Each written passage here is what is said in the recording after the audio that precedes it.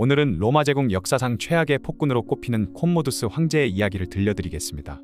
서기 161년 8월 31일 로마 근교의 도시 라누비움에서 태어난 콤모두스는 화려한 혈통을 자랑했는데요. 그의 아버지는 위대한 철인 황제 마르쿠스 아우렐리우스, 어머니는 안토니누스 피우스의 딸 파우스티나였기 때문이죠. 키가 크고 균형 잡힌 체격의 금발 머리를 가진 그는 당시 로마의 미남으로 손꼽혔다고 합니다. 어린 시절부터 최고의 학자들에게 제왕 교육을 받았고 5살 때는 이미 차기 황제로 지명될 정도로 기대를 한몸에 받았죠. 특히 콤모두스는 로마 역사상 처음으로 현직 황제의 적자로 태어나 정상적인 제왕 교육을 받고 즉위한 황제였습니다. 하지만 이렇게 완벽해 보이는 그의 인생이 180도 바뀌는 사건이 일어납니다. 178년 16살의 콤모두스는 아버지의 뜻에 따라 브루티아 크리스피나와 결혼했는데요. 그리고 아버지와 함께 게르만족과의 전쟁에 참전하죠. 그런데 180년 3월 아버지 마르쿠스 아우렐리우스가 전선에서 갑작스럽게 사망하면서 19살의 콤모두스는 황제가 됩니다. 젊은 콤모두스가 황제가 된 후 내린 첫 결정은 게르만족과의 전쟁을 중단하는 것이었는데요. 장군들은 이미 승기를 잡은 전쟁을 중단하는 것에 반대했지만 콤모두스는 단호했죠. 실제로 이 결정은 재정이 바닥난 당시 로마 제국의 상황을 고려하면 현명한 선택이었다고 합니다. 로마로 귀환한 후 첫 2년간 콤모두스의 통치는 무난했습니다. 그는 물가를 안정시키고 군대의 사기를 높이는 등 제국을 잘 이끌어 나갔죠. 하지만 182년 그의 맏누나 루킬라가 주도한 황제 암살 시도 사건이 발생합니다. 루킬라는 원래 그녀의 삼촌인 루키우스 베루스의 아내가 되면서 황후가 되었지만 남편이 죽은 후 아버지의 강요로 폼페이아누스와 재혼했죠. 여기서 재미있는 점은 두 번째 남편 폼페이아누스가 신분이 낮은 기사계급 출신이었다는 건데요. 때문에 원래 황후였던 루킬라는 이를 굉장히 불쾌하게 여겼고 결혼 직전까지도 폼페이아누스를 거부했다고 합니다. 결국 이 불만이 쌓이다가 동생 콤모두스가 황제가 되고 그의 아내가 새로운 황후가 되자 폭발하고 말았죠. 루킬라는 원로원 의원들과 군 지휘관들, 심지어 황실 가족들까지 끌어들여 대규모 암살 계획을 세웁니다. 이 음모에는 콤모두스의 장인과 여동생들의 남편들도 가담했다고 하니 얼마나 그 규모가 컸는지 짐작할 수 있죠. 암살을 직접 실행할 사람으로 낙점된 루킬라의 조카 클라우디우스 폼페이아누스 퀸티아누스는 콜로세움에서 콤모두스를 기다렸습니다. 하지만 그는 여기서 치명적인 실수를 저지르죠. 단도를 휘두르기 전에 원로원이 너에게 이 칼을 보내노라 라고 외쳐버린 겁니다. 이 한마디의 실수로 그는 즉시 체포되었고 이후 벌어진 조사에서 모든 공모자가 발각되고 말았죠. 콤모두스는 이 사건으로 엄청난 충격을 받았습니다.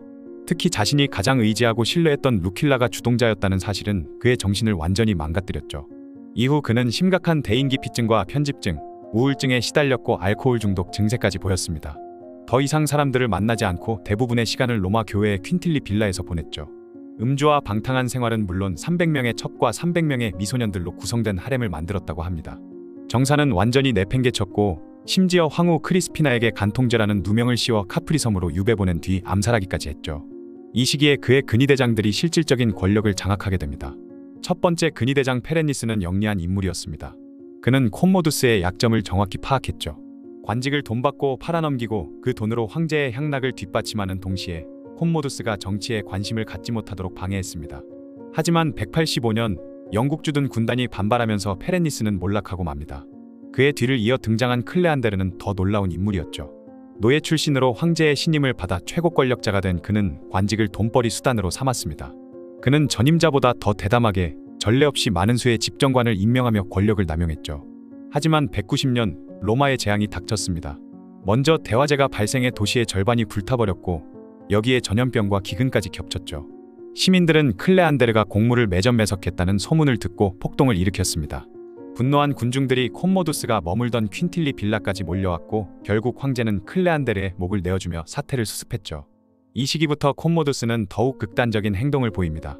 특히 검투사 활동에 광적으로 빠져들었죠.